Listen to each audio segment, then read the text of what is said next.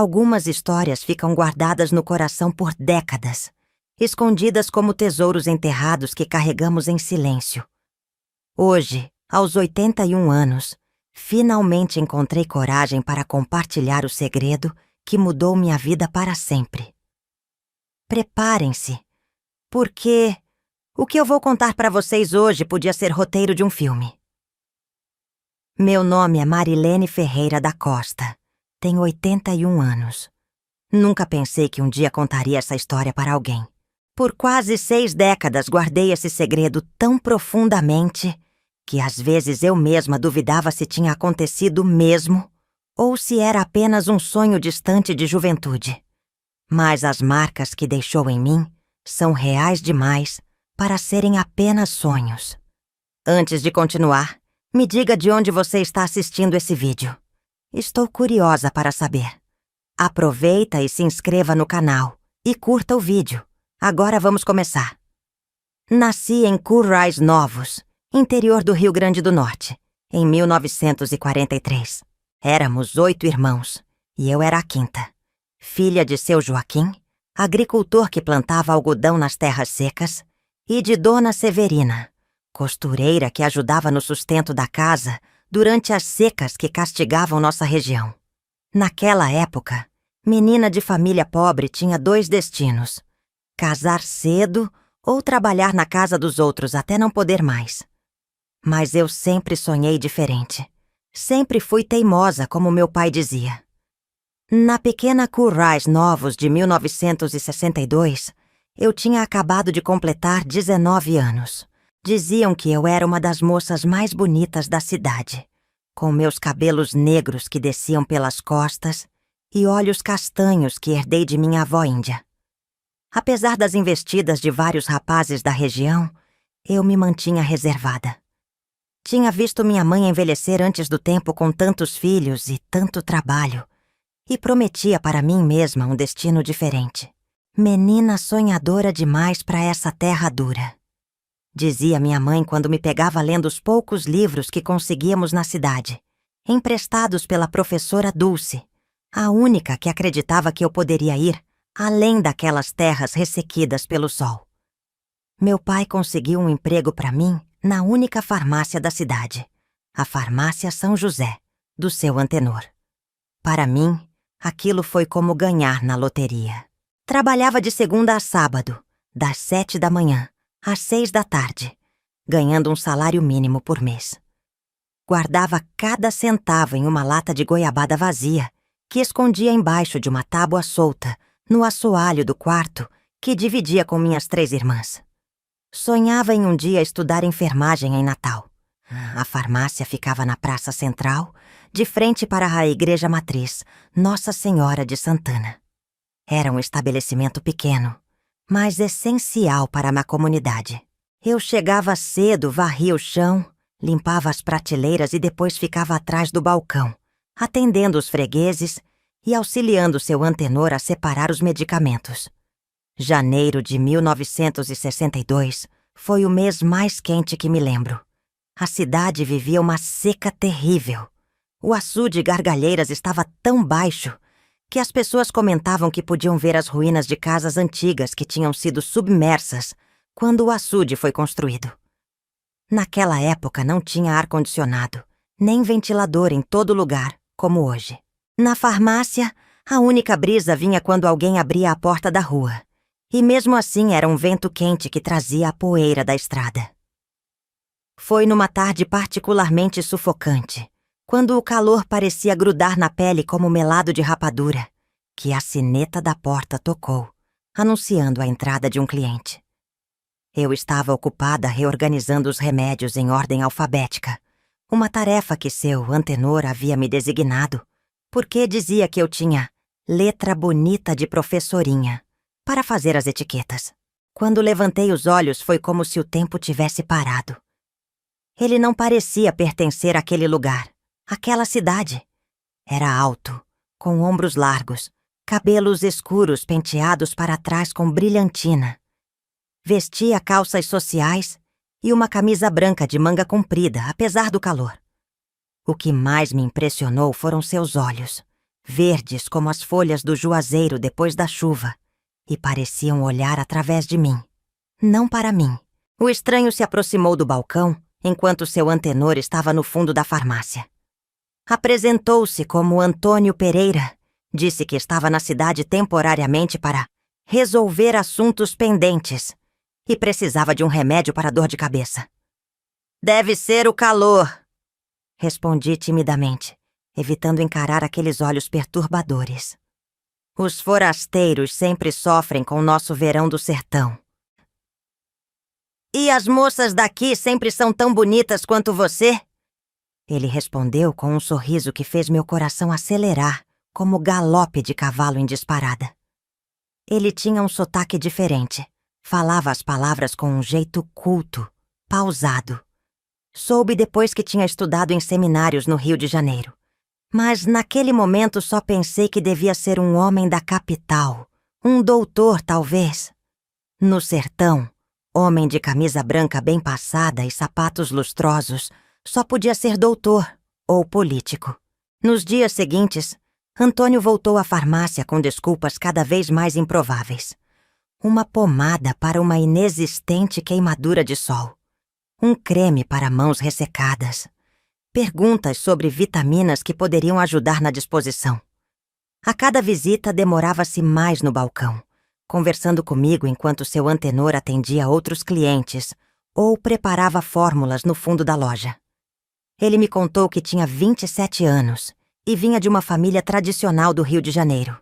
Falava sobre livros que eu nunca tinha lido, lugares que eu nem sonhava conhecer.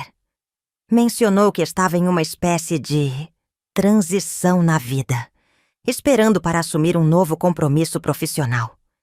Eu bebia cada palavra como um cangaceiro perdido no sertão, encontrando uma bica d'água fresca. 2 semanas depois de seu primeiro encontro, Antônio me convidou para um passeio após o expediente na farmácia. Hesitei. Conhecia bem as regras não escritas da minha cidade. Moça direita não saía sozinha com homem algum, muito menos com um forasteiro. Mas havia algo nele, uma mistura de mistério e gentileza, que me fazia querer arriscar tudo. Disse para minha mãe que ia fazer hora extra na farmácia, ajudando seu antenor com o inventário. Foi a primeira vez que menti para minha família, e lembro que senti um frio na barriga, não só pela mentira, mas pela audácia do que eu estava prestes a fazer. Deus me perdoe, pensei, enquanto ajeitava o único vestido bonito que tinha, um azul claro de algodão que minha mãe tinha feito para os domingos de missa. Encontramo-nos no pátio da igreja, atrás das mangueiras grandes que davam sombra para o adro. Antônio sugeriu que caminhássemos até a Serra de Santana, onde tinha uma gruta que diziam ter sido usada por cangaceiros no tempo de Lampião. O caminho era íngreme e coberto por cactos e arbustos espinhosos, garantindo que poucos se aventurassem por lá, principalmente no calor das 3 horas da tarde. Enquanto caminhávamos, ele me contou histórias do Rio, falou de suas viagens pela Europa, mencionou que tinha estudado filosofia e teologia. Achei estranho na época, mas pensei que talvez fosse professor ou escritor. Ele sabia tanto sobre tantas coisas. Fazia eu me sentir ao mesmo tempo ignorante e especial, porque de todas as pessoas da cidade, escolheu conversar comigo. Na gruta, sentados sobre uma pedra plana, com a vista da cidade pequena se espalhando abaixo de nós, Antônio segurou minha mão pela primeira vez. O toque, embora simples, enviou arrepios por todo o meu corpo, como se um raio tivesse me atravessado da cabeça aos pés. Ele falou sobre a beleza da natureza, como ela refletia a perfeição divina e como certos encontros pareciam predestinados. Acredito que Deus coloca pessoas em nosso caminho por uma razão, Marilene, ele disse, seus olhos verdes fixos nos meus. Desde que te vi, senti que havia um propósito maior. Quando ele me beijou foi como se o mundo tivesse sumido ao redor. Só existíamos nós dois, a gruta e aquele momento suspenso no tempo. Nunca tinha sido beijada antes. Nas novelas de rádio que eu ouvia escondida, Os beijos eram sempre descritos como fogos de artifício. Mas o que senti foi diferente. Um calor lento que começou nos lábios e se espalhou como mel quente pelo corpo inteiro, derretendo qualquer resistência que eu pudesse ter. Aquele foi o início de um romance secreto que durou quase 3 meses. Encontrávamo-nos 3 vezes por semana, sempre em lugares afastados. A gruta, um mirante na serra, as ruínas de uma casa antiga na estrada para Acari. Antônio sempre tinha cuidado para não sermos vistos juntos na cidade. Ele dizia que precisávamos ser discretos, porque sua situação era complicada. Falava que logo poderíamos assumir nosso amor, mas que precisava resolver algumas questões primeiro. Eu, tola e apaixonada, acreditava em cada palavra como se fosse o evangelho sendo pregado na missa de domingo. Em nossos encontros, Antônio trazia livros de poesia, lia Pablo Neruda e Carlos Drummond de Andrade para mim. Ensinava-me sobre arte e música clássica. Às vezes, trazia uma garrafa de vinho tinto, algo que eu nunca tinha experimentado antes e que me fazia sentir sofisticada e adulta. Com ele, eu me sentia crescendo, expandindo minha mente e meu coração. Era como se eu tivesse vivido em uma caatinga a vida toda e de repente alguém tivesse me levado para ver o mar, mostrando que o mundo era muito maior e mais bonito do que eu imaginava. O romance avançou além dos beijos e das conversas. Em uma noite particularmente bonita de março, com a lua cheia iluminando as ruínas da casa antiga na estrada para Acari, entregue-me a Antônio completamente, convencida de que estávamos destinados a ficarmos juntos. Naquela época, entregar-se a um homem antes do casamento era considerado a pior coisa que uma moça podia fazer. Pior que isso, só engravidar sem estar casada. Mas eu estava cega de amor. Acreditava que logo nos casaríamos. Ele falava do futuro, de como me levaria para conhecer o Rio, de como cuidaria de mim para sempre, de como eu era diferente de todas as mulheres que ele tinha conhecido. Você tem uma alma pura, Marilene. Ele dizia, acariciando meu rosto com delicadeza. Uma pureza que me aproxima de Deus de uma forma que nunca experimentei. Durante esse tempo, a cidade comentava sobre a chegada do novo pároco, que substituiria o velho padre Eustáquio, transferido para Natal por problemas de saúde. Dizia-se que o bispo tinha designado um jovem padre recém-ordenado, formado em Roma, para assumir a paróquia de Curré Novos. Eu ouvia os comentários na farmácia, mas estava tão envolvida em meu próprio mundo, tão consumida pelo meu amor secreto, que mal prestava atenção. A igreja era o último lugar em que pensava naqueles dias, embora ainda fosse à missa aos domingos para manter as aparências e evitar que minha mãe desconfiasse de alguma coisa. Em uma tarde de abril, senti-me mal durante o expediente. Tonta, com náuseas, precisei sentar-me no banco atrás do balcão. Seu antenor preocupado insistiu que eu fosse para casa descansar. No caminho, uma vizinha mais velha, Dona Josefa, que tinha sido parteira por décadas, me observou com olhos conhecedores. Você está diferente, menina. Essa palidez, esse cansaço. Já vi isso muitas vezes. Está atrasada? Perguntou sem rodeios, indicando minha menstruação. Foi como se um jumento tivesse me dado um coice no peito. Tentei fazer as contas mentalmente e percebi que não menstruava há quase 2 meses. Tinha estado tão imersa em meu romance que nem havia notado. Naquela noite não dormi. Fiquei olhando para o teto de telha, contando os caibros de madeira, pensando em como contaria a Antônio, imaginando sua reação. Parte de mim estava apavorada, pensando na vergonha que traria para minha família, no que as pessoas diriam, no futuro que eu tinha sonhado e que agora parecia escapar por entre meus dedos como água. Mas outra parte sentia uma estranha alegria. Aquele bebê seria a prova de nosso amor, a razão para ele finalmente revelar nosso relacionamento e me levar embora, como tinha prometido tantas vezes. No dia seguinte, mandei um recado para nosso ponto de encontro habitual, pedindo que Antônio me encontrasse com urgência. Estava determinada a contar-lhe sobre a gravidez e discutir os próximos passos. Imaginava que talvez tivéssemos que fugir para Natal ou até para o Rio de Janeiro. Estava disposta a enfrentar qualquer coisa, desde que estivéssemos juntos. O destino, porém, tinha outros planos. Naquela manhã, em vez de ir ao encontro marcado, fui arrastada por minha mãe e irmãs para a igreja matriz. Era o dia da apresentação oficial do novo pároco à comunidade, e toda a cidade estaria presente. É pecado faltar à missa de boas-vindas do novo padre, minha mãe dizia, ajeitando a lenço na cabeça. E você anda precisando de bênção, menina. Muito distraída, cabeça nas nuvens, olheiras de quem não dorme direito. Eu protestei, inventei desculpas, disse que não estava me sentindo bem. Mas minha mãe era irredutível. Uma bênção do novo padre é o que você precisa para espantar essa palidez. Ela insistiu, segurando meu braço com a força que só as mães do sertão têm. A igreja estava lotada. Pessoas de pé nos corredores, crianças sentadas no chão, todos ansiosos para conhecer o substituto do querido padre Eustáquio.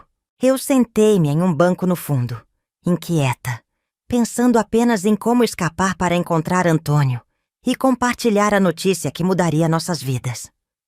O bispo da diocese estava presente, um homem idoso e solene, que se dirigiu ao altar para fazer a apresentação formal. A congregação silenciou quando ele começou a falar, com aquela voz pausada e autoritária que fazia até as crianças pararem de se mexer.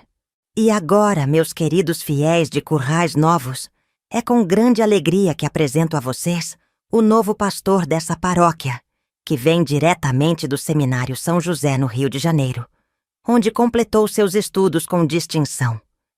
Um jovem de grande conhecimento teológico e espiritual, que tenho certeza guiará este rebanho com sabedoria e devoção. O padre Antônio Pereira. Foi aí que meu mundo desabou. Quando vi ele surgindo no altar, vestido com uma batina preta e estola verde, senti meu sangue congelar nas veias. Lá estava ele, meu Antônio, o homem que eu amava, o pai do filho que eu carregava em meu ventre, sendo apresentado como o novo pároco de Currais Novos. Pois é, queridas e queridos, isso acabou comigo, chega a ser difícil contar para outras pessoas, por isso gostaria que vocês retribuíssem através da inscrição no canal e curtindo o vídeo. Obrigado. Naquele momento senti como se o próprio chão da igreja tivesse se aberto sob meus pés. Precisei me segurar no banco da frente para não cair. Minha mãe, ao meu lado, percebeu minha súbita palidez. Ave Maria, menina! Tá passando mal? Sussurrou ela, preocupada. Não consegui responder. Meus olhos estavam fixos no altar, onde Antônio, não Padre Antônio, dirigia-se aos fiéis com a mesma voz suave com que me recitava poemas de amor na gruta da Serra de Santana. Vestia uma batina preta imponente, e seus olhos verdes percorriam a congregação com uma serenidade que nunca tinha visto antes. Por um instante, nossos olhares se cruzaram. Foi tão rápido que ninguém mais percebeu, mas para mim durou uma eternidade. Vi o pânico em seus olhos, seguido por algo que jamais esquecerei. Indiferença. Como se eu fosse apenas mais uma entre as centenas de fiéis presentes. Preciso sair, murmurei para minha mãe, levantando-me cambaleante. Agora não, menina. É falta de respeito.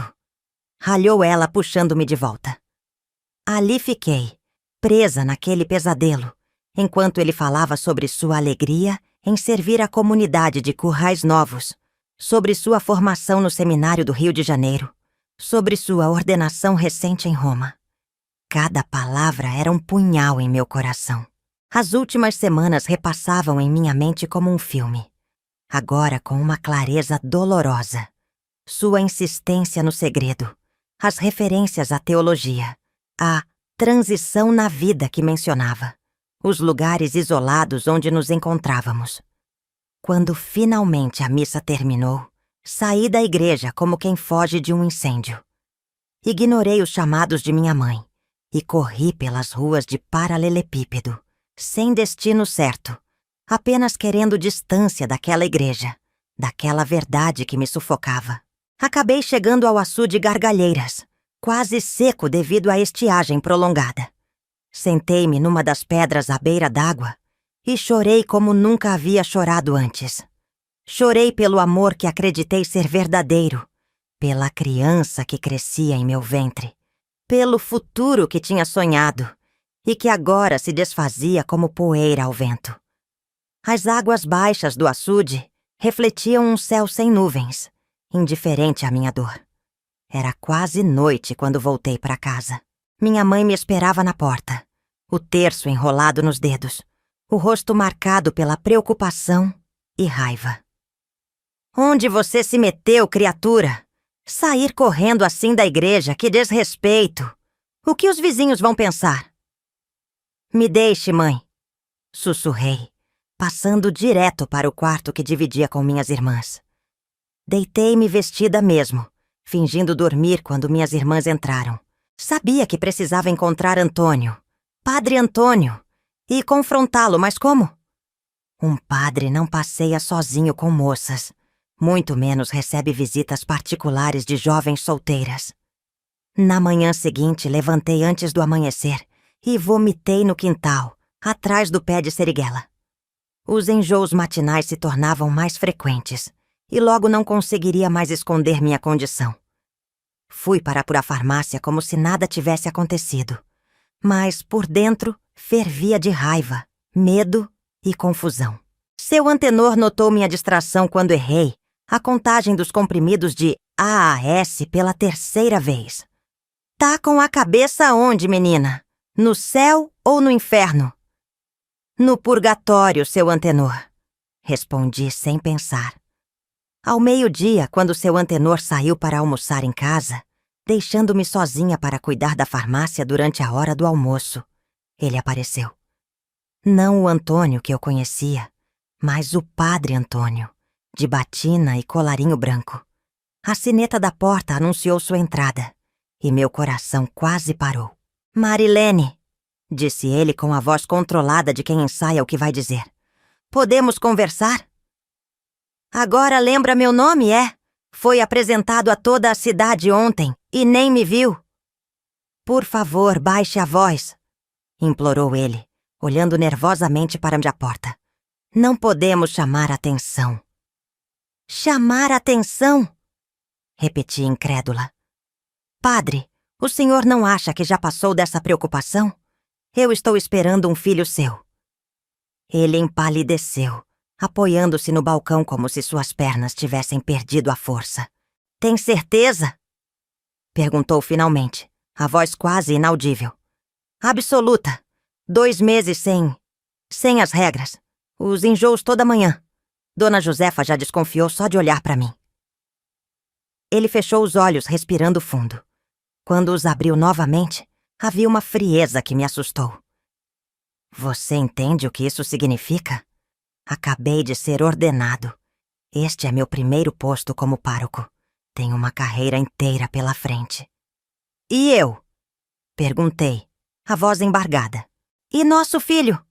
O que significa para nós?" "Marilene, seja razoável. O que aconteceu entre nós foi um erro, um momento de fraqueza. Eu estava assustado com a responsabilidade do sacerdócio, questionando minha vocação. Você apareceu como uma tentação, e eu falhei." Cada palavra era como um tapa em meu rosto. Tentação? Erro? Fraqueza? Onde estava o homem que falava de amor eterno, de destino, de almas que se encontram por desígnio divino? "Você me enganou", acusei, as lágrimas agora correndo livremente. "Mentiu sobre tudo." "Não menti sobre tudo", respondeu ele, baixando a voz. "Realmente me importo com você, Marilene. Por isso quero ajudar.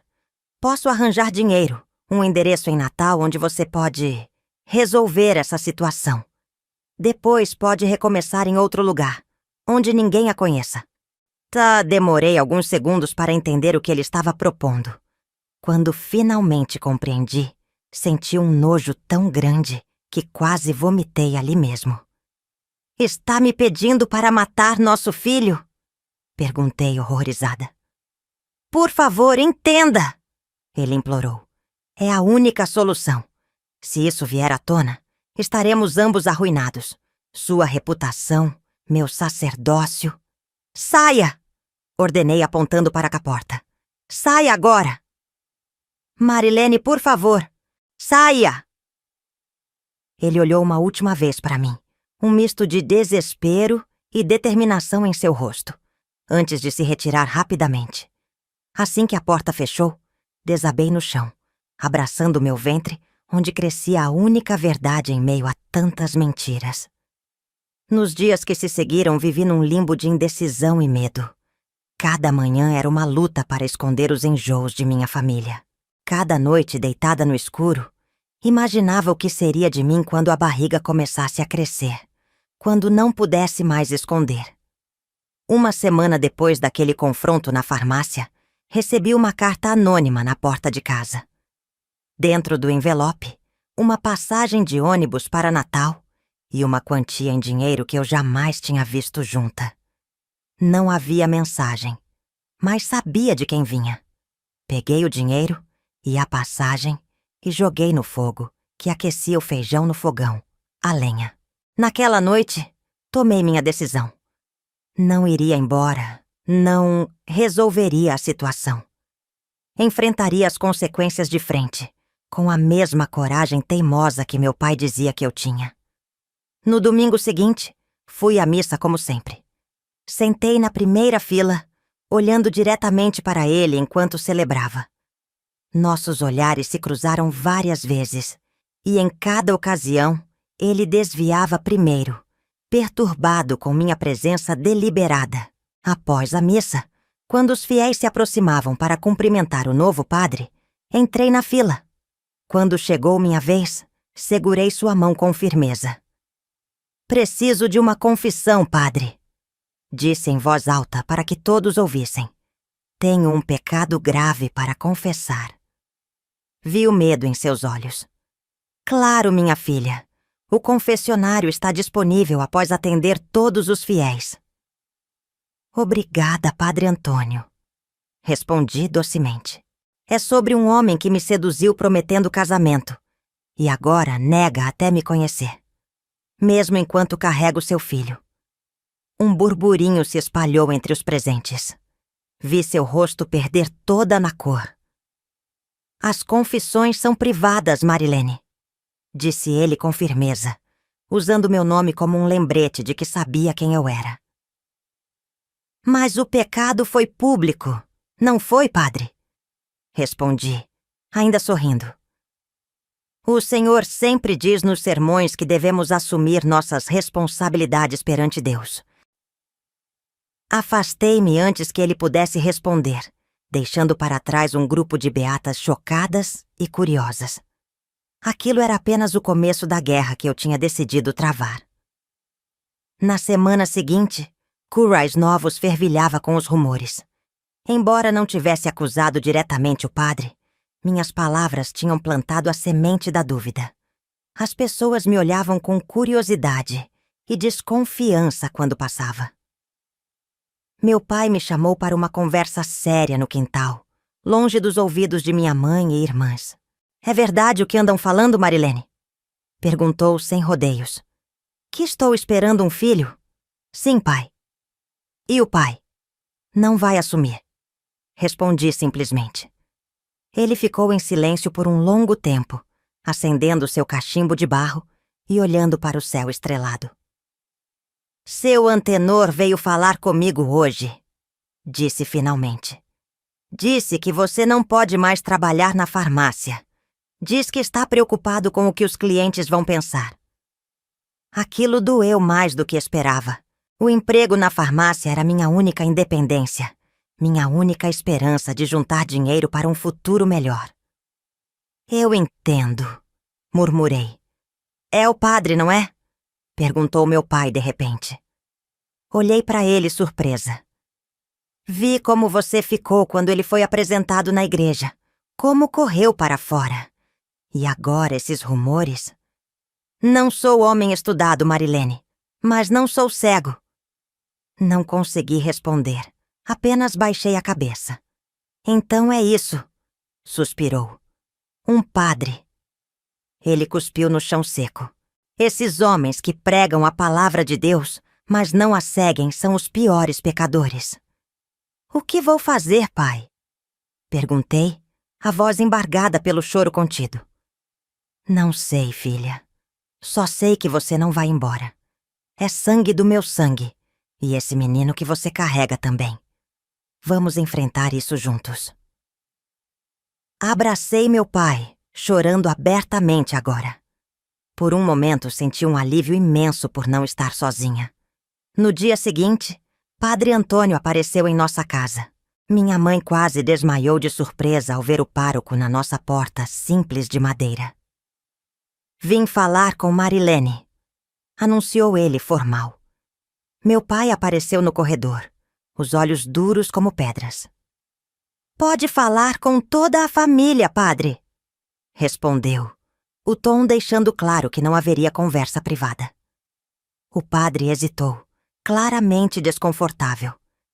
Meu coração batia tão forte que tinha certeza que todos podiam ouvir. Vim oferecer ajuda espiritual a Marilene neste momento difícil, disse finalmente. A igreja não abandona seus filhos, mesmo nos momentos de erro. Erro, repetiu meu pai, dando um passo à frente. Que erro o senhor está falando, padre? A situação de sua filha, respondeu ele, evitando olhar diretamente para mim. E o senhor sabe dessa situação como? Posso saber? Continuou meu pai, aproximando-se mais. Vi o momento exato em que Antônio percebeu a armadilha em que havia caído. Como poderia saber da minha gravidez se eu não tinha ido à confissão, se ninguém da minha família havia contado? Os rumores, gaguejou ele. A cidade é pequena. Muito pequena mesmo, concordou meu pai. Tão pequena que todo mundo quer saber quem é o homem que engravidou minha filha e agora não quer assumir a responsabilidade. O senhor não saberia quem é. Saberia, padre? O silêncio que seguiu foi ensurdecedor. Minha mãe olhava de um para o outro confusa. Minhas irmãs cochichavam no canto da sala. E eu, no centro de tudo, sentia meu mundo desmoronando e se reconstruindo ao mesmo tempo. Não sei de nada disso, respondeu finalmente o padre. Vim apenas oferecer conforto espiritual. Não precisamos do seu conforto, cortou meu pai. Marilene tem o conforto da família. E quanto ao pai da criança, Deus sabe quem é e vai cobrar dele no devido tempo. Padre Antônio deixou nossa casa derrotado, os ombros curvados sob o peso da batina preta. Ao fechar a porta, meu pai se virou para mim. Ele vai tentar de novo, disse. Homens como ele sempre tentam se safar. Esteja preparada. E eu estava. Estava preparada para o que viesse, porque agora não lutava apenas por mim, mas pelo filho que crescia em meu ventre, e pela verdade que nem mesmo um representante de Deus poderia esconder para sempre. À medida que minha barriga crescia, o espaço ao meu redor diminuía. Currais novos que sempre me parecera pequena demais para meus sonhos, agora se tornava sufocante. As ruas de paralelepípedo que percorri a vida inteira transformaram-se em um campo minado de olhares acusadores e cochichos mal disfarçados. Maio de 1962 chegou com uma chuva inesperada que trouxe alívio temporário à estiagem, mas nenhum alívio para minha situação. Já no terceiro mês de gravidez, os sinais tornavam-se evidentes para quem prestasse atenção. Não podia mais esconder os enjoos matinais, nem a ausência das regras, como chamávamos. Minha mãe, que no início negava o óbvio para si mesma, finalmente me confrontou enquanto lavávamos roupa no tanque do quintal. É verdade o que seu pai está dizendo? Está esperando criança? Suas mãos enrugadas esfregavam com força um lençol branco, como se pudesse limpar a mancha que eu havia trazido para ferir a família. É verdade, mãe, respondi, mantendo o queixo erguido, embora por dentro tremesse como vara verde. O esfregão parou. Minha mãe ficou imóvel, olhando para a água ensaboada. Quando finalmente falou, sua voz parecia vir de muito longe. E o que seu pai falou sobre o padre? Isso também é verdade? O silêncio foi minha resposta. Ela largou o lençol na água, secou as mãos no avental e fez algo que jamais esquecerei.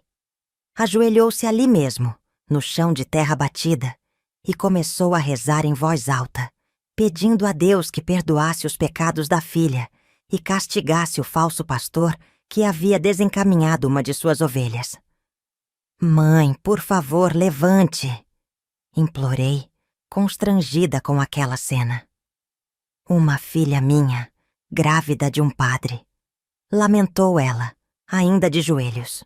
Que vergonha, Marilene! Que vergonha! O que vão pensar os vizinhos? Como vou olhar para a face de Nosso Senhor no dia do juízo? Naquele momento, entendi que minha mãe se preocupava mais com o julgamento alheio do que com minha dor. Seus valores, forjados numa sociedade implacável com mulheres como eu, não permitiam ver além da vergonha que eu representava. Diferente de meu pai, que apesar do choque inicial, mantinha-se ao meu lado com uma solidariedade silenciosa. No domingo seguinte tentei ir à missa como sempre fazia. Vesti meu único vestido bom, um azul de algodão que já começava a ficar justo na cintura, e segui com minha família. Ao entrarmos na igreja, o burburinho diminuiu até se transformar num silêncio cortante. Todos os olhares se voltaram para mim, alguns curiosos, outros acusadores, poucos compassivos. Sentamos no nosso lugar habitual, e quando o padre Antônio apareceu no altar, senti o peso do olhar de minha mãe sobre mim, como se esperasse alguma reação, alguma confissão pública. Mantive-me firme, olhando diretamente para ele durante toda a celebração. No sermão, ele falou sobre pecado e redenção, sobre como o arrependimento sincero podia salvar almas perdidas. Em certo momento, seus olhos encontraram os meus, e por um breve instante, vi o homem por trás da batina. O homem que me recitava Pablo Neruda sob o céu estrelado do sertão. Ao final da missa, quando os fiéis se levantaram para sair, Dona Raimunda, a costureira mais respeitada da cidade e presidente da Irmandade do Santíssimo, parou ao nosso lado. Severina, disse a minha mãe, ignorando minha presença. Acho melhor sua filha não vir mais à igreja por enquanto. Está causando distração durante a celebração. Quando a situação estiver resolvida, ela pode voltar.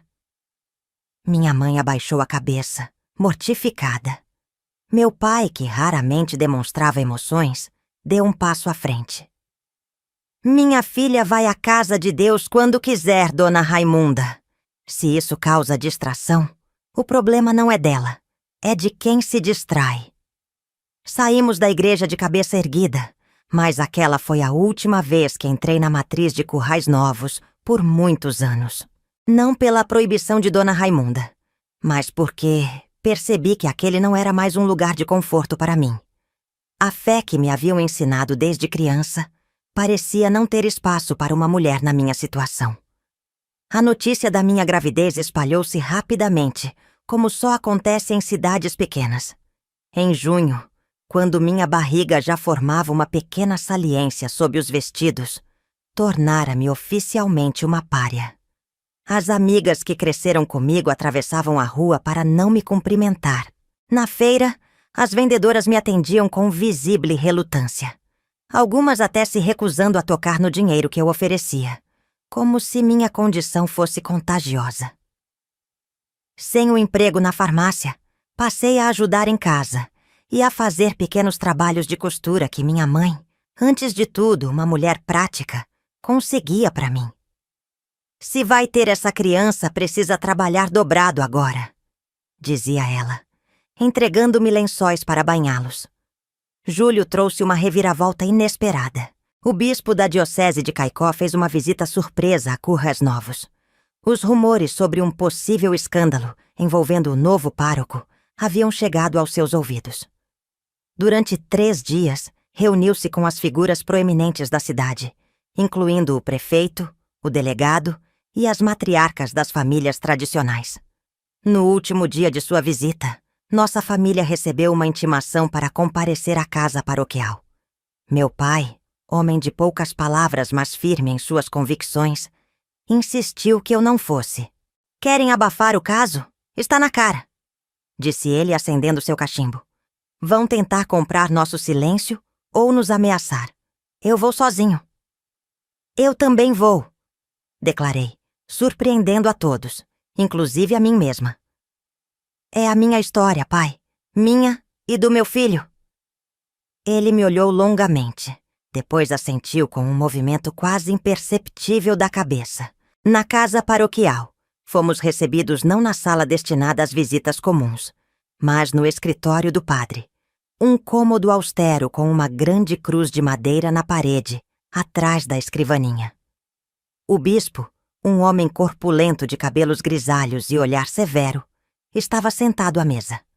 Ao seu lado, de pé, Padre Antônio parecia diminuído, quase irreconhecível em sua expressão derrotada. "Sentem-se", ordenou o bispo, indicando 2 cadeiras simples à nossa frente. O silêncio que se seguiu foi quebrado apenas pelo tic-tac do relógio na parede e o canto distante de um galo no quintal. "Estamos aqui para resolver uma situação delicada", começou o bispo, escolhendo cuidadosamente as palavras. "Chegou ao meu conhecimento que sua filha, Senhor Joaquim, está fazendo sérias acusações contra o padre Antônio." "Minha filha não acusou ninguém, Excelência", respondeu meu pai calmamente. "Apenas disse que está esperando um filho e que o pai não quer assumir. E de alguma forma os rumores apontam para o padre Antônio como o suposto pai", continuou o bispo, franzindo o senho. "Compreende a gravidade dessas insinuações?" "Compreendo a gravidade de um homem que promete casamento a uma moça, a deixa em situação delicada e depois finge não conhecê-la", rebateu meu pai, sem se intimidar. O bispo suspirou profundamente, olhando para Padre Antônio, que mantinha os olhos fixos no chão. "O padre Antônio nega veementemente qualquer envolvimento com sua filha", declarou o bispo. "Afirma que nunca a conheceu antes de chegar a Currais Novos para assumir a paróquia." Finalmente resolvi falar. Minha voz saiu mais firme do que eu esperava. "Se nunca me conheceu, como sabia meu nome quando entrou na farmácia naquele dia? Como sabia sobre minha condição quando ninguém tinha contado a ele?" O rosto do padre empalideceu. O bispo olhou para ele, uma pergunta silenciosa pairando no ar. "Eu apenas ouvi comentários", gaguejou Padre Antônio. "A cidade é pequena. Pequena o suficiente para todo mundo saber que o senhor chegou semanas antes de ser apresentado oficialmente", continuei, o coração batendo tão forte que temia que todos pudessem ouvir. "Pequena o suficiente para saber onde nos encontrávamos, na gruta da Serra de Santana, nas ruínas da estrada de Acari." Um silêncio pesado seguiu minhas palavras. O bispo olhava agora de mim para o padre, cujo rosto havia passado do branco ao vermelho intenso. "Padre Antônio!" A voz do bispo era baixa, perigosa. "Há algo que precise me contar?" O que se seguiu foi uma das cenas mais dolorosas que presenciei. O homem que eu amava, que me prometera mundos e fundos sob as estrelas do sertão, desmoronou diante dos meus olhos. Entre lágrimas, confessou seu momento de fraqueza, como chamou nosso amor. Disse que havia chegado a Currais Novos, atormentado por dúvidas sobre sua vocação, que me encontrou e sucumbiu à tentação. Cada palavra era uma facada. Não pelo que revelava, mas pelo que omitia. Os planos que fizera comigo, as promessas, As declarações de amor eterno. Na versão dele, eu não passava de uma tentação a ser superada, um obstáculo em seu caminho de dedicação a Deus. O bispo, após ouvir a confissão, fechou os olhos por um momento, como se buscasse orientação divina. A igreja não pode tolerar escândalo, declarou finalmente. Padre Antônio será transferido imediatamente para um retiro de penitência, onde refletirá sobre seus atos e buscará o perdão divino. Virando-se para nós, continuou. Quanto a vocês, a diocese está disposta a oferecer compensação. Dinheiro para que sua filha possa ir para outra cidade, recomeçar longe daqui. Educação para a criança em um colégio católico quando chegar à idade. É mais do que generoso, considerando as circunstâncias. Meu pai se levantou lentamente, a dignidade emanando de cada centímetro de seu corpo magro e curtido pelo sol. Minha filha não vai a lugar nenhum, Excelência. Esta é nossa terra, nosso lugar. Se alguém tem que sair, não é ela. O bispo também se levantou, irritado com a recusa. Seja razoável, homem. Pense no futuro de sua filha, da criança. Que vida terão aqui?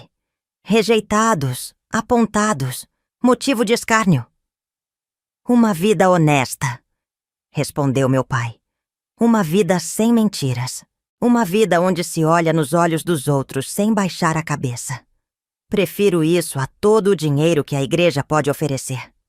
Saímos da casa paroquial sem olhar para trás.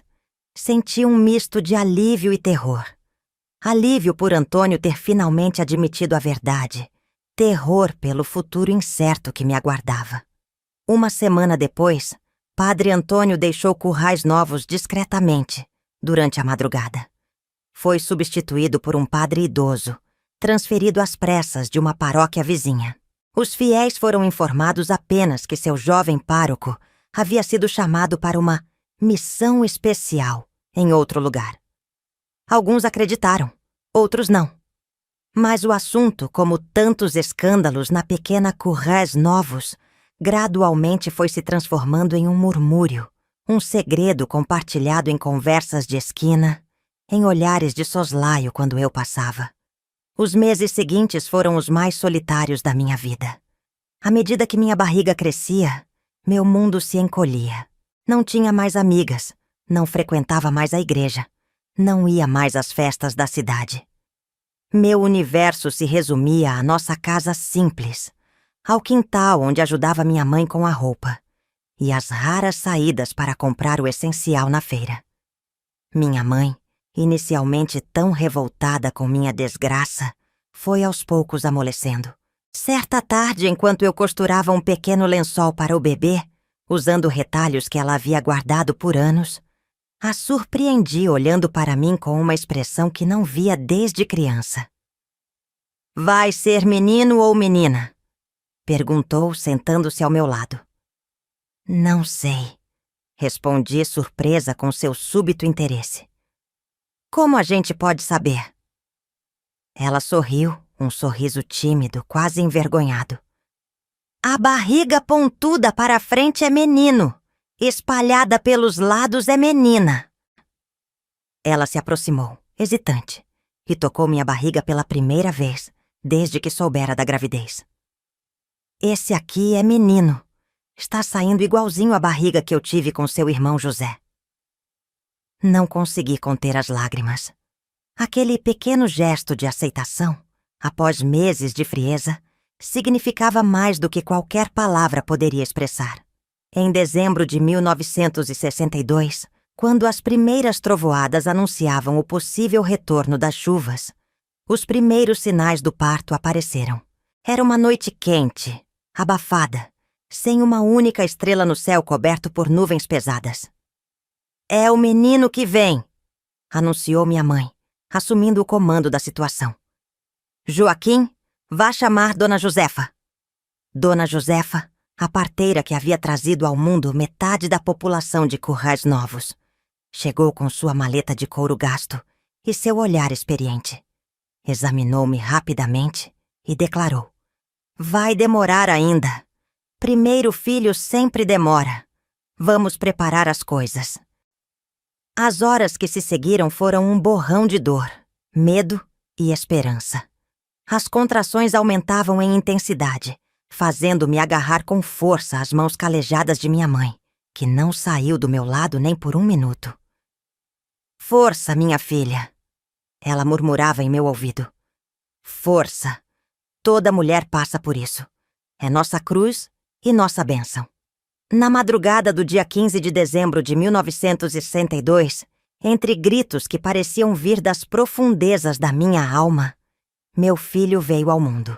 Um menino forte, de pulmões poderosos, que anunciou sua chegada com um choro vigoroso que ecoou pela casa inteira.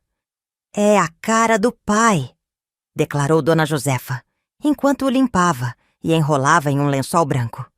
Depois, olhando para mim com uma expressão significativa, acrescentou: Não tem como negar. Quando o colocaram em meus braços, olhei pela primeira vez para aquele rostinho vermelho e irritado, para os poucos cabelos escuros, para as mãos minúsculas que se agitavam no ar, como se protestassem contra a rudeza do mundo.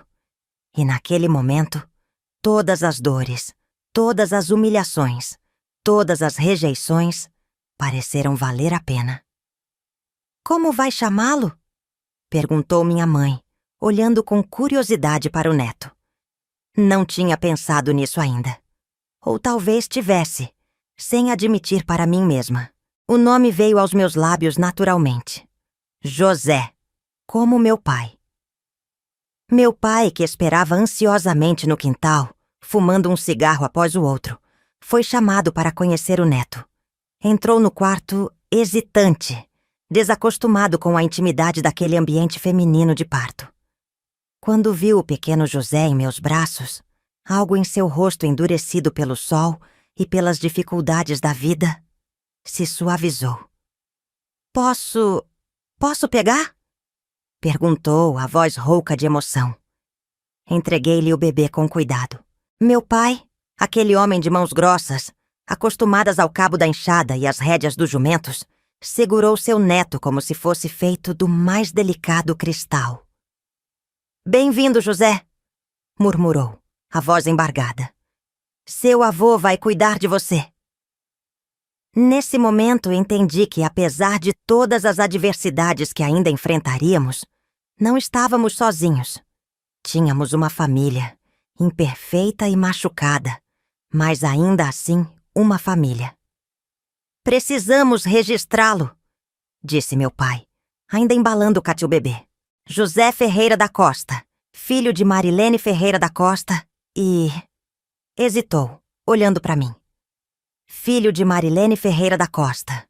Completei firmemente. Apenas isso. Meu pai assentiu, compreendendo minha decisão. Se Antônio havia negado nosso filho, seu nome não constaria no registro. José seria só meu, e da família que realmente o queria. As primeiras semanas com José foram um turbilhão de emoções. Noites sem dormir, fraldas de pano para lavar, mamadeiras para preparar quando meu leite não foi suficiente. Mas em meio ao cansaço e às incertezas, havia uma alegria nova, um propósito que eu nunca tinha experimentado antes. Janeiro de 1963 chegou com chuvas fortes que encheram os açudes e fizeram o sertão florescer. Enquanto o mundo lá fora se renovava, eu também me renovava. Não mais como a menina sonhadora da farmácia, mas como uma mulher, uma mãe, determinada a construir um futuro para meu filho, apesar de todas as rejeições e todos os desprezos. O pequeno José, alheio às complicações que cercaram sua chegada, crescia forte e saudável. Seus olhos, inicialmente azul-acinzentados como os de todos os bebês, começaram a mostrar um tom verde claro, que era um lembrete constante de sua origem. Mas em vez de me entristecer, aqueles olhos se tornaram minha força, minha determinação para seguir em frente. Uma tarde, quando José tinha completado 1 mês, recebi uma visita inesperada. Dona Josefa, a parteira, apareceu em nossa casa não para verificar o bebê, como eu inicialmente pensei, mas para me fazer uma proposta. Preciso de ajuda, Marilene, disse ela direto ao ponto, como era seu costume.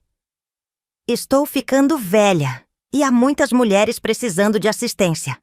Gostei do jeito que você enfrentou o parto, sem desmaios nem histeria. Tem mão boa e olho atento. Quer aprender o ofício de parteira comigo? Aquela oferta era mais do que eu poderia esperar. Era uma chance de reconstruir minha vida, de ter um propósito além da maternidade, de quem sabe realizar uma versão do sonho de ser enfermeira que parecia tão distante agora. Quero sim, Dona Josefa, respondi sem hesitar. Mas e o José? Como vou fazer? Traga ele junto, respondeu ela pragmática. Um futuro parteiro, quem sabe? Acrescentou com uma risada rouca. Além do mais, as mulheres vão se sentir mais à vontade vendo que você também é mãe. Entende o que elas passam. E assim, enquanto currais novos continuava a me olhar com desconfiança, enquanto as portas das famílias de bem permaneciam fechadas para mim, uma nova porta se abria. Uma porta que me levaria por um caminho que eu jamais imaginara, mas que se revelaria a verdadeira vocação da minha vida. Os dias se transformaram em meses, e os meses em anos. O pequeno José crescia forte como mandacaru depois da chuva, enchendo nossa casa simples com seus risos e descobertas. Seus olhos verdes, espelhos do pai ausente, brilhavam com uma curiosidade insaciável sobre o mundo. Sob a tutela de Dona Josefa, aprendia o ofício antigo das parteiras. Não havia livros nem cadernos. O conhecimento era transmitido da mesma forma que as mulheres faziam há gerações. Na prática, observando, tocando, percebendo os sinais que o corpo da mulher oferecia.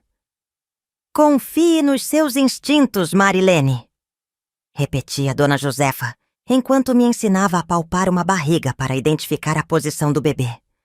Suas mãos sabem mais do que sua cabeça. Em 1965, quando José completou 3 anos, já tinha ajudado a trazer ao mundo 17 crianças. A primeira vez foi assustadora. Uma jovem de 15 anos, grávida do primo que havia fugido para o Recife. Vi nela o reflexo do meu próprio desespero anos antes, mas agora estava do outro lado, não como vítima, mas como auxílio. Respire fundo, menina. Respire e força, orientei, repetindo as palavras que Dona Josefa usava, enquanto segurava suas mãos suadas pelo esforço. Quando o bebê finalmente veio ao mundo e seu choro cortou o silêncio da madrugada, senti uma emoção inexplicável percorrer meu corpo. Você fez um bom trabalho, Marilene, disse Dona Josefa depois, enquanto limpávamos os instrumentos. Tenho dom. Aquele elogio, vindo de uma mulher tão avara em reconhecimentos, significou mais que qualquer diploma poderia significar. O trabalho como aprendiz de parteira não rendia muito dinheiro. Às vezes, era pago com galinhas, farinha, o que a família pudesse oferecer. Mas era suficiente para complementar o que ganhava com costuras e o que meu pai trazia da roça. José nunca passou fome. Sempre teve roupas limpas, mesmo que remendadas. E aos poucos, quase imperceptivelmente, o modo como éramos tratados na cidade começou a mudar. Não foi uma transformação dramática.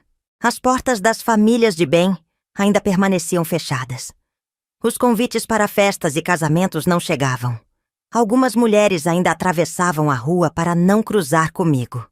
Mas outras, principalmente aquelas que eu havia ajudado na hora mais vulnerável de suas vidas, começavam a me cumprimentar, a trocar algumas palavras, a defender meu nome quando os mexericos começavam.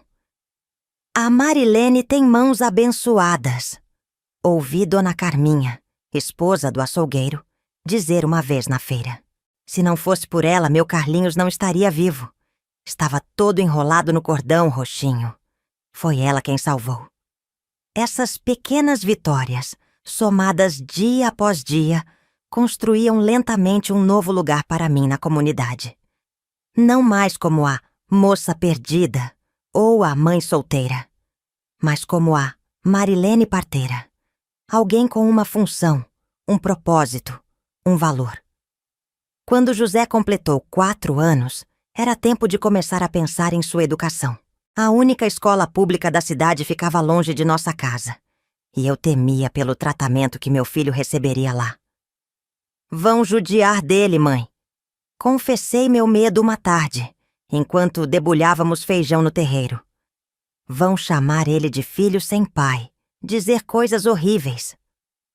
Minha mãe, que nos anos de convivência com o neto havia se transformado, deixando a rigidez inicial dar lugar a um amor feroz pelo menino de olhos verdes, assentiu compreensiva.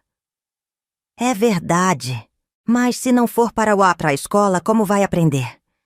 Quer que cresça como nós, mal sabendo assinar o nome? A resposta para esse dilema veio de uma fonte inesperada. Seu Manuel, o vendedor de tecidos que vinha do Recife a cada 3 meses, com sua Kombi carregada de novidades, passou a trazer livros infantis para José a meu pedido. Comecei a ensiná-lo em casa, usando o pouco que eu mesma tinha aprendido nos 4 anos de escola que tive. Uma tarde, enquanto José e eu estávamos sentados debaixo do pé de juazeiro no quintal, ele com um livro de ABC no colo, fomos surpreendidos por uma visita inesperada.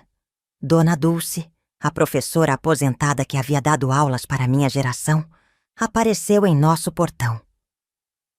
Vim ver o menino dos olhos verdes que todo mundo comenta, disse ela direto ao ponto, como era seu costume. Dizem que ele é esperto como uma raposa. José, normalmente tímido com estranhos, levantou-se e estendeu a mão para a senhora de cabelos brancos, presos em um coque severo. Bom dia, dona professora, disse com uma seriedade que não combinava com seus 4 anos. Quer conhecer minhas letras? Dona Dulce sorriu, pegando o livro que ele oferecia. Mostre-me o que sabe, jovem José. Para meu orgulho, José recitou todo o alfabeto sem erros, apontando cada letra com seu dedinho. Depois leu com alguma dificuldade pequenas palavras que eu havia ensinado. Bola, casa, pato, mãos. Quando terminou, olhou ansiosamente para essa professora, esperando aprovação. Muito bem, José. Muito bem mesmo. Depois, virando-se para mim. Quem ensinou?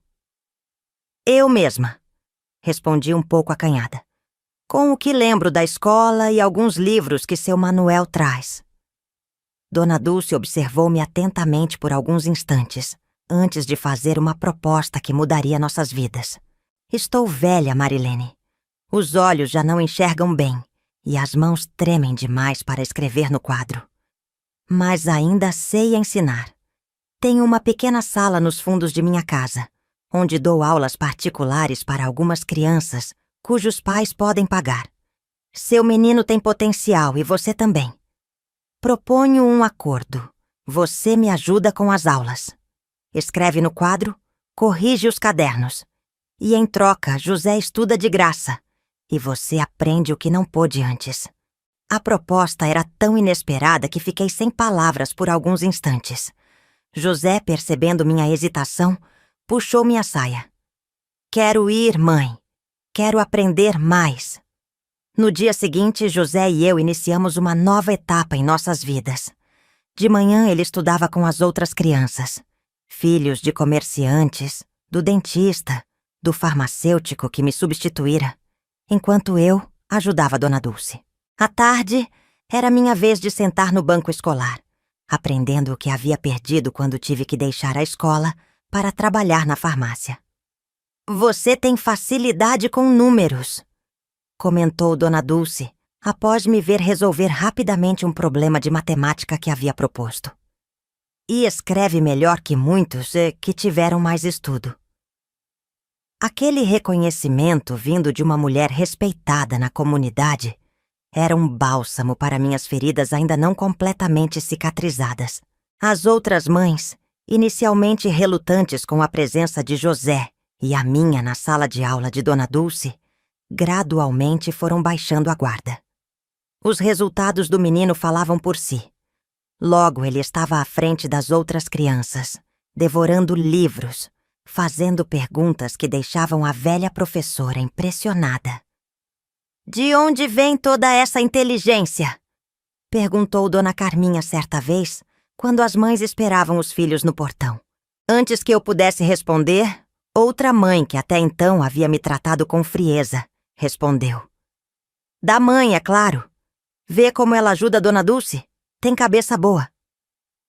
Aquele comentário, feito casualmente, foi um reconhecimento que nunca esperei receber. José crescia não apenas em tamanho, mas em personalidade. Era um menino sereno, observador, com uma maturidade que surpreendia todos. Aos 6 anos, já me acompanhava em algumas visitas como aprendiz de parteira, carregando minha pequena maleta com ervas e instrumentos.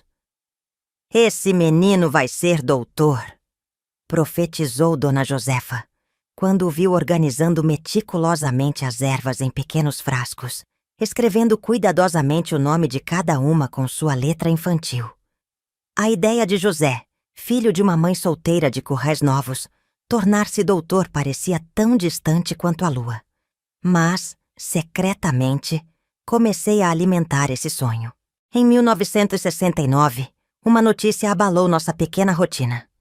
Dona Josefa, já com quase 80 anos, adoeceu gravemente. Uma pneumonia que começou como uma simples tosse transformou-se rapidamente em algo mais sério. Em poucos dias, a velha parteira que havia trazido ao mundo mais de 1000 crianças estava confinada à cama, respirando com dificuldade. "Marilene", chamou-me com voz fraca quando fui visitá-la. "Venha cá." Aproximei-me da cama onde ela jazia, a pele amarelada contrastando com os lençóis brancos. "Estou indo, menina", disse sem rodeios. "Mas não posso ir sem deixar as coisas em ordem." Com esforço, indicou uma velha mala de couro sob a cama. Peguei-a, colocando-a sobre seus pés cobertos pelo lençol. "Abra!" ordenou. Dentro da mala estavam seus instrumentos de parteira. Tesouras, pinças, um estetoscópio antigo, frascos de ervas medicinais, um caderno surrado com anotações em uma caligrafia tremida. "Tudo isso agora é seu", declarou. "Você é a parteira de Currais Novos agora. A única." Engoli em seco, sentindo o peso daquela responsabilidade. "Mas, Dona Josefa, ainda tenho tanto a aprender." Ela balançou a cabeça, impaciente mesmo à beira da morte. "Bobagem. Você já sabe tudo que é importante. O resto vem com o tempo. Só lembre-se, confie nas suas mãos." 3 dias depois, Dona Josefa partiu deste mundo tão discretamente quanto havia vivido. Seu funeral reuniu praticamente toda a cidade. Homens, mulheres e crianças que ela havia ajudado a vir ao mundo. Padre Clementino, que substituíra Antônio, celebrou uma missa comovente, destacando o serviço da parteira à comunidade. Estava ao lado do caixão, segurando José pela mão, quando o delegado Alencar se aproximou. "Dona Marilene", disse formalmente, usando o dona que nunca havia sido associado ao meu nome antes. "Precisamos conversar sobre a questão das parteiras na cidade. Agora que Dona Josefa... Bem, agora que ela se foi, estamos sem ninguém." "Na verdade, delegado", respondi, fortalecida por uma confiança que vinha crescendo em mim nos últimos anos. "Dona Josefa me treinou por 7 anos. Sou parteira há muito tempo." Ele pareceu aliviado, embora um pouco surpreso. "Sendo assim, acho que preciso registrar isso oficialmente. A prefeitura tem um pequeno subsídio para minha parteira da cidade. Não é muito, mas é alguma coisa." Aquela conversa, em meio ao luto pela mulher que havia me dado uma nova chance, marcou um momento decisivo. No dia seguinte, o nome Marilene Ferreira da Costa, parteira, foi oficialmente registrado nos livros da prefeitura. Pela primeira vez desde que José nascera, tinha um reconhecimento oficial, um lugar na sociedade além das margens. 1970 chegou com mudanças significativas em nossas vidas. Com o pequeno salário da prefeitura, somado ao que ganhava com os partos e com as aulas que continuava a dar com Dona Dulce, consegui juntar dinheiro suficiente para uma reforma modesta em nossa casa. Construímos um cômodo adicional, que se tornou meu consultório de parteira. Pintamos as paredes de branco, colocamos uma placa simples na frente. Marilene Parteira. Atendimento dia e noite. José, agora com 8 anos, já era reconhecido na pequena escola municipal, que frequentava como o melhor aluno de sua classe. Sua inteligência aguçada e sede de conhecimento o destacavam entre os colegas. Os professores, inicialmente reticentes em relação ao filho da parteira sem pai, agora o apontavam como exemplo. "Seu filho tem um futuro, Marilene", disse-me a diretora durante uma reunião escolar. "Deveria pensar em mandá-lo estudar em Natal quando for mais velho. Aqui não temos ginásio, e seria uma pena desperdiçar tanto talento." A ideia de enviar José para longe me aterrorizava, mas ao mesmo tempo sabia que era o caminho para que ele realizasse seu potencial. Comecei a guardar ainda mais dinheiro, economizando cada centavo possível, vendendo costuras extras, atendendo mais partos, dando aulas particulares para adultos que queriam aprender a ler. Enquanto o Brasil vivia os anos do chamado milagre econômico, com grandes obras e promessas de progresso, nossa vida em Currais Novos seguia em seu ritmo próprio. A televisão chegou à cidade, trazendo imagens de um mundo que parecia distante de nossa realidade. José ficava fascinado com os programas educativos, absorvendo informações como uma esponja. Em uma tarde de maio de 1971, fui chamada às pressas para atender um parto difícil. Neide, a jovem esposa do novo gerente do banco, estava em trabalho de parto havia mais de 12 horas e o bebê não descia. "Chamaram o médico de Caicó", informou-me sua mãe desesperada. "Mas a estrada está ruim por causa das chuvas. Não sabemos se chegará a tempo." Avaliei a situação com cuidado, usando todo o conhecimento que Dona Josefa havia me transmitido. A posição do bebê estava complicada. Um ombro preso, impedindo a progressão normal do parto. "Vou tentar uma manobra", anunciei, mantendo a voz calma apesar do nervosismo que sentia por dentro. "Mas preciso que todos saiam, exceto uma pessoa para me ajudar." Com as mãos firmes, orientadas mais pela intuição do que pela teoria, consegui reposicionar o bebê. 20 minutos depois, um menino robusto veio ao mundo, chorando com força. Quando tudo estava limpo e organizado, a mãe e o bebê fora de perigo, o médico finalmente chegou. Dr. Mário, formado em Recife, era conhecido por seu desprezo pelas parteiras, que considerava supersticiosas e perigosas. Entrou no quarto com ar autoritário, pronto para assumir o controle da situação. "Estou vendo que a criança já nasceu", comentou, examinando superficialmente mãe e filho. Depois, virando-se para mim. "Teve alguma complicação?" "Distócia de ombro", respondi calmamente, usando o termo técnico que havia aprendido nos livros de obstetrícia que comprava sempre que seu Manuel ia a Recife. "Usei a manobra de McRoberts." A surpresa no rosto do médico foi visível. "Onde uma parteira de interior aprendeu sobre a manobra de McRoberts?" perguntou incrédulo. "Nos livros, doutor. E na prática. Tenho 9 anos de experiência." Ele me observou com um novo olhar, uma mistura de respeito relutante e curiosidade. "Interessante", murmurou, antes de se voltar para examinar mais detalhadamente a mãe e o bebê. Quando terminamos, ele me convidou para um café na cozinha da casa. Ali, para minha surpresa, propôs uma parceria. "Venho a Currais Novos apenas uma vez por semana, e a cidade precisa de cuidados médicos diários. Você tem conhecimento e experiência. Poderíamos trabalhar juntos. Você cuida dos casos rotineiros, dos partos normais e me chama quando houver complicações. Aquela proposta representava um reconhecimento que nunca imaginei receber. Um médico, formado, reconhecendo meu valor como profissional de saúde. Mais do que isso, era uma oportunidade de aprender mais, de expandir meus conhecimentos para além do que os livros e a experiência tinham me ensinado. Aceito, doutor, respondi sem hesitação.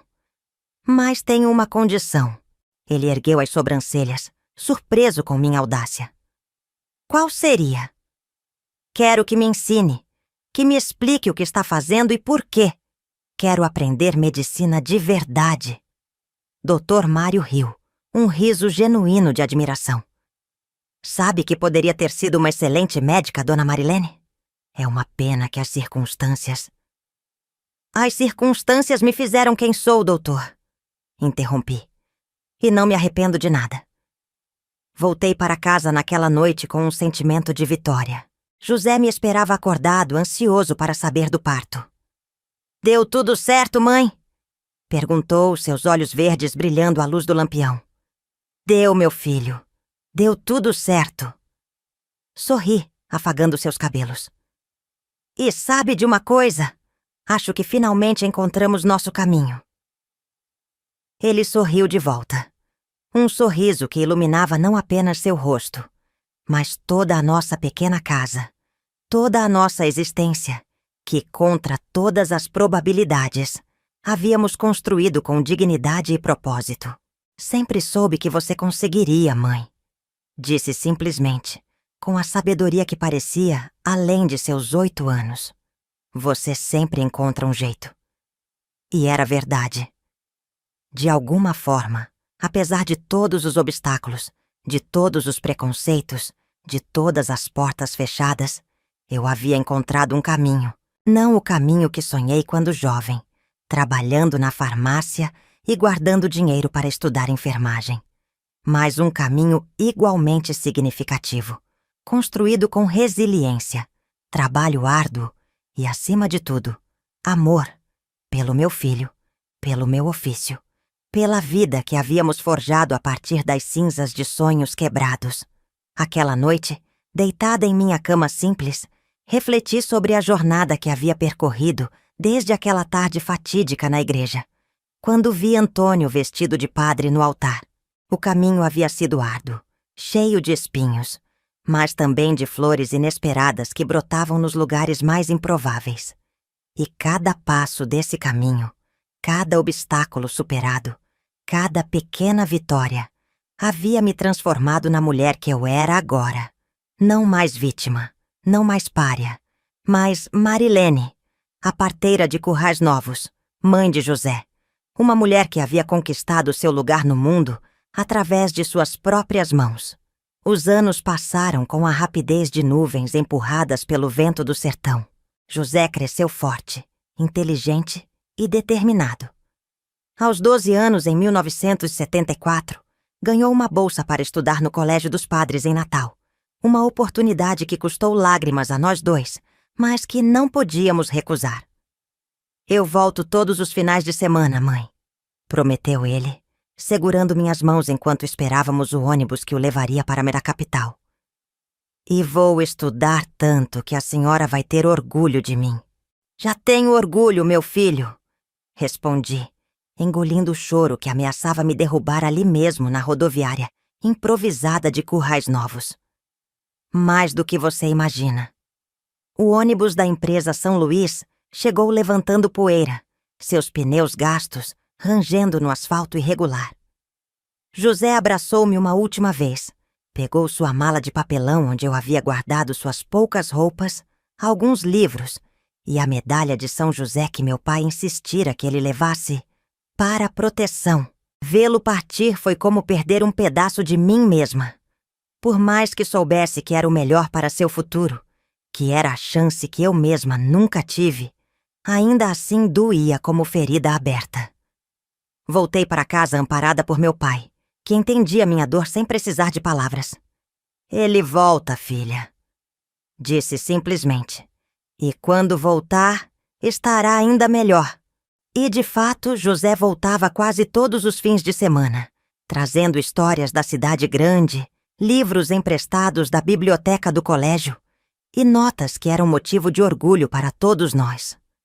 Nos 3 anos seguintes, essa se tornou nossa rotina. A espera ansiosa por sua chegada na sexta-feira, o fim de semana cheio de conversas e risos, a despedida dolorosa na madrugada de segunda-feira. Em 1977, a vida trouxe uma mudança inesperada. Doutor Mário, com quem eu trabalhava há anos, recebeu um convite para dirigir um hospital em Natal. Antes de partir, chamou-me para uma conversa. Dona Marilene, disse ele, usando o título de respeito que a comunidade já tinha me concedido há tempos. Durante esses anos vi seu trabalho de perto, sua dedicação, seu conhecimento, sua habilidade com as pacientes. São excepcionais. Agradeci, um pouco constrangida com os elogios incomuns. Há um projeto em Natal, continuou ele. Um centro de saúde maternal no bairro das Rocas. É um bairro pobre, com muitas gestantes sem assistência adequada. Estão procurando alguém com experiência para coordenar o atendimento às mães carentes. Olhei para ele, sem compreender inteiramente onde queria chegar. Indiquei seu nome, Dona Marilene. O salário é bom, melhor do que o que ganha aqui. E o mais importante, ficaria perto de José. Aquela proposta caiu como um raio em céu claro. Deixar Currais Novos, a cidade que apesar de tudo era meu lar, onde havia construído minha reputação, onde conhecia cada beco, cada família. A ideia era tão aterradora quanto tentadora. Preciso pensar, doutor, respondi honestamente. Tenho raízes aqui, meus pais estão velhos. Entendo perfeitamente. Ele assentiu. Mas considere com carinho. Talentos como o seu são raros e poderiam beneficiar muitas mulheres na capital. Além disso, hesitou por um momento antes de continuar. José está crescendo. Logo vai querer fazer faculdade. Em Natal, as oportunidades seriam muito maiores. Passei semanas debatendo aquela decisão. José, quando soube, ficou dividido entre a excitação de me ter por perto e a preocupação com os avós. Meus pais, já na casa dos 70 anos, demonstraram um desprendimento que me comoveu. Vá, filha, disse minha mãe, que nos anos tinha amolecido seu coração outrora tão rígido. Já perdemos sua juventude por causa de nossos preconceitos. Não vamos perder sua vida adulta por causa de nossa velhice. Em janeiro de 1978, empacotei as poucas coisas que possuíamos e mudamos para Natal. O Centro de Saúde Maternal das Rocas ficava em uma antiga casa reformada, pintada de azul claro, com uma placa simples anunciando seus serviços. As mulheres que o frequentavam vinham dos morros, das palafitas à beira do rio, dos becos estreitos onde a pobreza se escondia por trás da cidade turística. Nos primeiros meses, enfrentei resistência. Era uma forasteira, vinda do interior, sem o diploma que muitos consideravam essencial. Mas as mãos que haviam trazido centenas de crianças ao mundo em Currais Novos não perderam sua habilidade em Natal. Aos poucos, conquistei a confiança não apenas das pacientes, mas também dos médicos e enfermeiras que trabalhavam comigo. José, agora com 16 anos, florescia no ambiente urbano. Concluiu o ginásio com notas exemplares e foi aceito no científico do Colégio Ateneu, o mais prestigioso da cidade. Nosso pequeno apartamento no bairro do Alecrim, embora modesto, era um ninho de sonhos e possibilidades. Foi em 1979, quando José completou 17 anos, que o passado veio bater à nossa porta. Uma tarde chuvosa de junho, ao voltar para casa após um dia exaustivo no centro de saúde, encontrei-o sentado à mesa da cozinha, uma expressão séria no rosto que agora já mostrava os traços do homem que se tornaria. Precisamos conversar, mãe, disse ele, indicando a cadeira à sua frente. Sentei-me, o coração acelerado, pressentindo algo importante. Um homem me procurou hoje na escola. Começou, escolhendo as palavras com cuidado. Disse que é meu pai. O mundo pareceu parar por um instante. O barulho da chuva nas telhas de amianto, as buzinas distantes dos carros, o cheiro do feijão cozinhando no fogão, tudo desapareceu, deixando apenas aquelas palavras reverberando em meus ouvidos. Como ele te encontrou? Consegui perguntar finalmente. Disse que viu meu nome no jornal naquela reportagem sobre os finalistas da Olimpíada de Matemática. Reconheceu o sobrenome e... Meus olhos. José tocou o próprio rosto, como se apenas agora percebesse a semelhança que sempre esteve lá. Disse que tem me procurado há anos. Uma parte de mim queria gritar, negar, proteger meu filho do homem que nos abandonara. Outra parte, porém, sabia que esse momento chegaria eventualmente.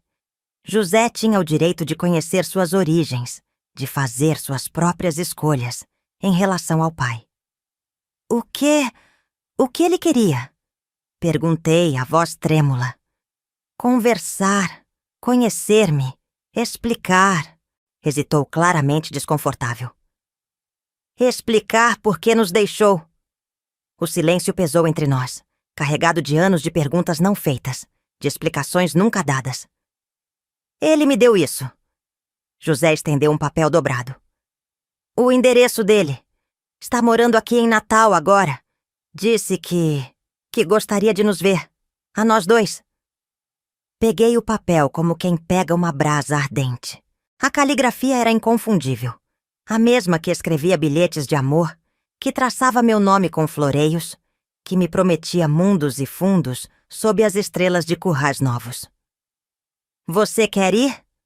Perguntei, devolvendo-lhe o papel sem ler o endereço.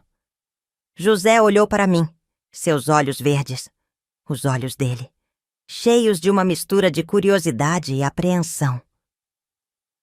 Só se você for comigo, respondeu finalmente. Não quero fazer nada que a machuque, mãe. Naquele momento, amei meu filho ainda mais, se é que isso era possível. A consideração pelos meus sentimentos, a lealdade que demonstrava mesmo diante da possibilidade de conhecer o pai, que nunca teve, tudo isso mostrava o homem incrível que ele estava se tornando, muito graças à educação que recebera, longe da influência paterna. Preciso de tempo para pensar, respondi honestamente. Não é uma decisão fácil. Ele assentiu, compreensivo, e levantou-se para me abraçar. Senti seu corpo, agora mais alto que o meu, envolvendo-me com carinho. Quando éramos apenas nós dois contra o mundo, era eu quem o protegia. Agora, de alguma forma, os papéis começavam a se inverter. Passei a noite em claro, revirando memórias que havia guardado em um canto obscuro da mente. O jovem seminarista de olhos verdes que me cortejara na farmácia. Os encontros secretos na gruta. As promessas. A descoberta brutal de sua verdadeira identidade. A negação. A oferta de dinheiro para resolver a situação. A transferência apressada para longe de Currais Novos. Durante anos nutri um rancor que me alimentava nos momentos mais difíceis. Um rancor que percebi naquela noite insone havia gradualmente se transformado em algo diferente. Não perdão exatamente, mas uma espécie de indiferença. Ele se tornara apenas uma figura nebulosa do passado, menos real que o filho que criara, que a vida que construíra. Na manhã seguinte tomei minha decisão. Vamos vê-lo, disse a José durante o café. No domingo. Os dias que se seguiram foram um turbilhão de emoções contraditórias. Raiva, curiosidade, medo, um estranho nervosismo que não conseguia nomear. Escolhi cuidadosamente a roupa que usaria. Nada extravagante, mas algo que mostrasse a mulher confiante e bem-sucedida que havia me tornado. Queria que ele visse que sobrevivemos, não, que prosperamos sem sua ajuda. O endereço nos levou a um condomínio de classe média em Petrópolis, um bairro arborizado de Natal. Não era luxuoso, mas certamente confortável. Um porteiro nos anunciou e, após alguns minutos de espera tensa, fomos autorizados a subir. No terceiro andar, apartamento 302, paramos diante da porta. José olhou para mim, buscando confirmação.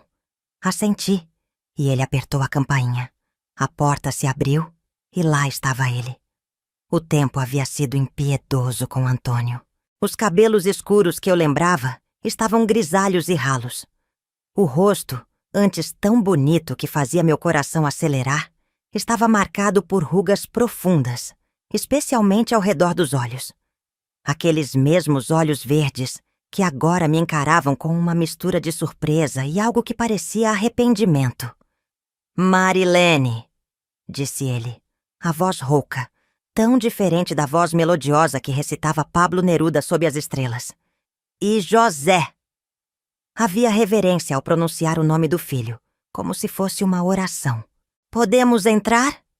perguntou José, quebrando o silêncio constrangedor que se seguiu. Antônio se afastou, abrindo passagem. O apartamento era simples, mas organizado. Livros preenchiam estantes que cobriam uma parede inteira. Não havia símbolos religiosos à vista, o que me surpreendeu. "Sentem-se, por favor", indicou o sofá, enquanto ele próprio tomava lugar em uma poltrona gasta. "Aceitam um café? Água?" "Estamos bem", respondi secamente. Não havia vindo para uma visita social. Outro silêncio desconfortável se instalou. Foi José quem tomou a iniciativa de rompê-lo. "O senhor disse que queria nos ver, explicar-se. Estamos aqui." Havia uma firmeza em sua voz que me encheu de orgulho. Meu filho, enfrentando o homem que nunca foi pai, com uma dignidade que eu mesma não tinha certeza se possuía. Antônio assentiu lentamente, como se reunisse coragem. "Primeiro preciso que saibam. Deixei a batina há muitos anos. Logo depois de Currais Novos. Essa revelação me pegou de surpresa. Sempre imaginei que ele tivesse seguido carreira na igreja. Talvez ascendido a posições de poder." "Por quê?" perguntou José direto ao ponto. Antônio respirou fundo. "Porque não consegui viver com a culpa, com a hipocrisia." Olhou diretamente para mim. "Com o que fiz a você, Marilene, e ao meu filho." "Seu filho?" repeti, a amargura escapando sem que pudesse contê-la. "Desde quando ele é seu filho? Quando precisou de um pai, onde você estava?" "Você tem razão", respondeu ele abaixando a cabeça. "Não tenho direito de chamá-lo assim. Não fui pai, nem por um dia." "Por que nos procurou agora?" interveio José, sua voz mais calma que a minha. "Depois de tantos anos..." Antônio levantou-se, indo até a estante. Voltou com um recorte de jornal amarelado pelo tempo. "Encontrei isso há alguns anos. Uma pequena nota sobre uma parteira de Currais Novos que havia sido convidada para coordenar um centro de saúde em Natal." Entregou o recorte a José, que o passou para mim. "Foi a primeira vez que soube o que havia acontecido com vocês. Tentei encontrá-los, mas sem sucesso. Até ver seu nome no jornal, José. Seu nome completo, Ferreira da Costa. E a foto." Sua voz falhou. "Você tem meus olhos." A nota de jornal tremia em minhas mãos. Era de 1978, anunciando minha contratação para o Centro de Saúde Maternal. Uma pequena matéria, daquelas que normalmente ninguém lê. "E o que quer de nós agora?" perguntei, devolvendo o recorte. "Nada", respondeu ele prontamente. "Não tenho o direito de pedir nada. Só queria que soubessem que me arrependo. Que não há um dia em que não pense no mal que causei. E queria que soubessem o que aconteceu depois que saí de Currais Novos." José assentiu, silenciosamente concedendo permissão para que continuasse. Fui enviado para um mosteiro em Minas Gerais. Era para ser um período de reflexão, mas, na verdade, era um exílio. A diocese queria abafar o escândalo, me manter longe até que tudo fosse esquecido. Ele fez uma pausa, como se reviver aquelas memórias fosse doloroso. No mosteiro, finalmente confrontei a verdade. Não era digno do sacerdócio. Não apenas pelo que fiz com você, Marilene, mas pela covardia que demonstrei depois, pela negação, pelo abandono. Passou a mão pelos cabelos ralos. 6 meses depois, renunciei às ordens. A igreja não gostou, é claro. Fui praticamente expulso, sem referências, sem apoio. Voltei para o Rio, onde tive que recomeçar do zero. Trabalhei como professor de literatura em escolas noturnas, depois em uma editora. Casei-me, anos depois, com uma colega de trabalho. Tem outros filhos? Perguntou José, a pergunta que eu mesma temia fazer. Antônio negou com a cabeça. Minha esposa não podia ter filhos. Ela faleceu há 3 anos, câncer. Depois disso, pedi transferência para Natal. A editora tem uma filial aqui. Acho que, inconscientemente, esperava encontrá-los algum dia. Olhei para aquele homem, tão diferente do jovem que havia me seduzido e abandonado, e percebi que não sentia mais raiva. O que sentia era algo mais complexo. Uma mistura de pena e uma estranha sensação de conclusão, como se um círculo finalmente se fechasse. Você acabou de dizer que não tenho direito de pedir nada, disse. Minha voz mais serena agora. Mas está pedindo, não está? Pedindo perdão. Ele olhou para mim, os olhos brilhando com lágrimas contidas. Sim, estou. Não por mim. Não mereço a paz que isso traria. Mas por vocês. Para que possam seguir em frente sem o peso do rancor. José, que havia permanecido em silêncio, absorvendo a história, finalmente falou. Cresci sem pai, mas nunca sem amor. Minha mãe foi pai e mãe, e fez isso melhor do que muitos que conheço que têm os dois. Não vou mentir dizendo que nunca senti sua falta, que nunca me perguntei onde estaria, por que não me queria. Mas não me faltou nada essencial. Olhou para mim com um sorriso suave. Tive exemplo de força, de dignidade, de perseverança. As lágrimas que havia contido durante toda a conversa finalmente rolaram por meu rosto. José continuou. Não sei se posso chamá-lo de pai algum dia.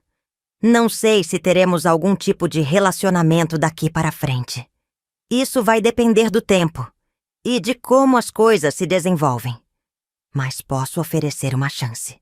Um novo começo. Antônio não conseguiu conter as próprias lágrimas. É mais do que mereço. Muito mais. José estendeu a mão, e após um momento de hesitação, Antônio a apertou. Não era um abraço de reconciliação. Não era um felizes para sempre. Era apenas um início, um pequeno passo em direção a algo que nenhum de nós poderia prever. Quando deixamos o apartamento, quase 2 horas depois, eu me sentia estranhamente leve. Não havia perdoado completamente. Algumas feridas são profundas demais para cicatrizar totalmente. Mas havia deixado ir parte do rancor que carregava há tanto tempo. Um rancor que, percebi, não magoara ninguém além de mim mesma. Você está bem, mãe? Perguntou José enquanto caminhávamos de volta para o ponto de ônibus. Estou, filho. Melhor do que imaginei que estaria. Acha que deveríamos vê-lo novamente? Pensei por um momento antes de responder. Isso depende de você, José. Ele é seu pai biológico, e você tem o direito de conhecê-lo se quiser. Não vou me opor. José passou o braço ao redor dos meus ombros, um gesto protetor que ainda me comovia, mesmo após ele ter crescido tanto. Você é e sempre será minha única família verdadeira, mãe.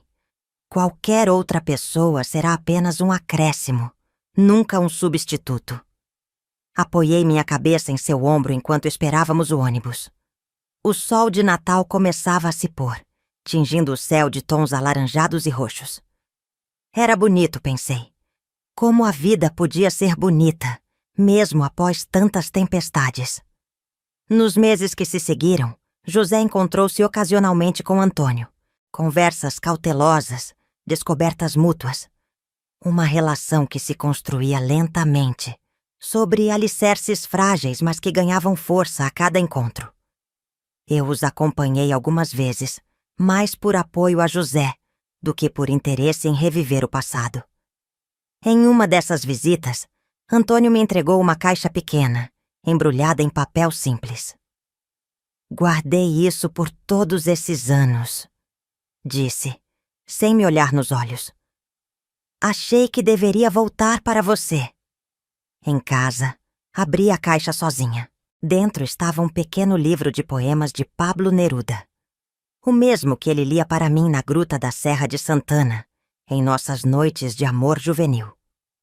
Entre as páginas, um bilhete amarelado pelo tempo. Marilene, perdoe-me pela covardia. Espero que um dia entenda que o que houve entre nós, embora proibido, foi real. Eu te amei. Antônio. A data no bilhete era de 1962, poucos dias após sua partida apressada de Currais Novos. Um bilhete que nunca foi enviado, uma verdade que nunca foi dita, um arrependimento que chegava décadas atrasado. Coloquei o livro na estante da sala, ao lado das fotos de José crescendo, das lembranças de meus pais, dos certificados que havia conquistado em minha carreira como parteira. Não era um gesto de reconciliação completa, nem de perdão incondicional. Era apenas o reconhecimento de que aquele capítulo doloroso também fazia parte da minha história. Uma história que, apesar de todos os percalços, eu havia escrito com dignidade e coragem. Não sei o que o futuro reserva para essa relação tardia entre pai e filho. Não sei se Antônio algum dia poderá compensar os anos de ausência. Se José algum dia poderá chamá-lo de pai, sem reservas. O que sei é que o ciclo finalmente se fechou. A jovem apaixonada da farmácia, o padre que a abandonou, o filho que cresceu sem pai. Todos esses personagens finalmente encontraram alguma forma de paz. E eu, Marilene Ferreira da Costa, a parteira de Currais Novos, a mãe solteira que desafiou os preconceitos de uma época e de uma sociedade, descobri que a maior redenção não veio do perdão concedido ou recebido, mas do amor incondicional que dediquei ao meu filho e ao meu trabalho. Um amor que, contra todas as probabilidades, construiu uma vida de significado e dignidade a partir das cinzas de sonhos quebrados e promessas não cumpridas. Hoje, aos 81 anos, olhando para trás, não consigo imaginar uma vida diferente. Cada lágrima derramada, cada porta fechada, cada obstáculo superado moldou quem sou. E se pudesse voltar no tempo, não mudaria nada. Nem mesmo aquela tarde na farmácia, quando um jovem de olhos verdes entrou pedindo remédio para dor de cabeça e mudou para sempre o curso da minha existência. Porque foi naquele momento, sem que eu pudesse imaginar, que começou a jornada que me levaria ao maior amor da minha vida. Meu filho José. Se você se emocionou com minha história, se inscreva no canal, ativa o sininho e curta o vídeo. Obrigado por me assistir até aqui.